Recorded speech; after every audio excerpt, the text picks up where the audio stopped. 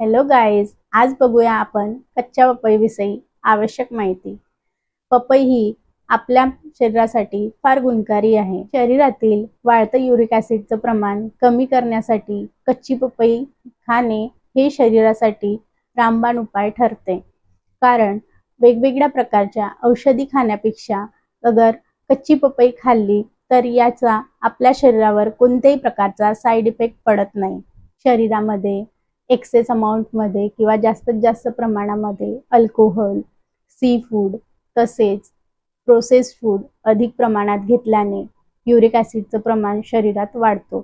शरीरात युरिक ॲसिडचं प्रमाण वाढलं तर व्यक्तीला अनेक प्रकारच्या आजारांना जसं दुखणं, आर्थरायटिस, सांधेदुखी, मणकेदुखी, टोंगळेदुखी अशा वेगवेगळ्या प्रकारच्या आजारांना सामोरं जावं लागतं। त्यामध्ये संधिवात म्हणजेच आर्थरायटिस हे कोणत्याही वयामध्ये होऊ शकतं। त्यामध्ये आपल्या शरीरातलं युरिक ॲसिडचं प्रमाण वाढलेलं असतं व आपल्या पायांचं दुखणं फार अधिक वाढतं। त्यामुळे चालणे, फिरणे, बसणे व उठणे या अनेक प्रकारच्या गोष्टींमध्ये आपल्याला त्रास होणं सुरू होतं। त्यासाठी आपल्या शरीरातलं युरिक ॲसिडचं प्रमाण नियंत्रित ठेवणे हे फार महत्त्वाचं ठरतं। संधिवात हा आपल्याला जास्तीत जास्त ज्येष्ठ नागरिकांमध्ये दिसून येतो। हा आजार होऊ नये याकरिता कच्च्या पपईचा आपल्या आहारामध्ये समावेश करावा।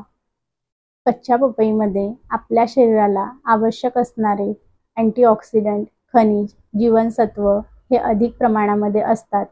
तसेच कच्च्या पपईमध्ये कॅलरीजचं प्रमाण हे कमी असते व विटॅमिन बी, विटॅमिन सी आणि विटॅमिन ईचे प्रमाण कच्च्या पपईमध्ये भरपूर असतात व संधिवाताच्या पेशंटने कच्च्या पपईचा आपल्या आहारामध्ये समावेश करण्यासाठी दररोज सकाळी उपाशापोटी उठून कच्च्या पपईचं ज्यूस प्यायला हवं।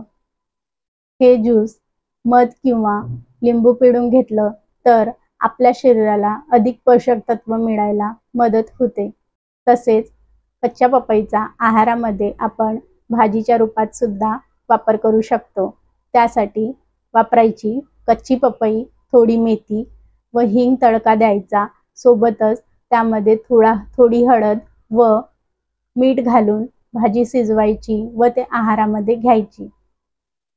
अशा प्रकारची वेगवेगळी माहिती मिळवण्यासाठी माझ्या चॅनलला लाईक, शेअर आणि सबस्क्राईब करा।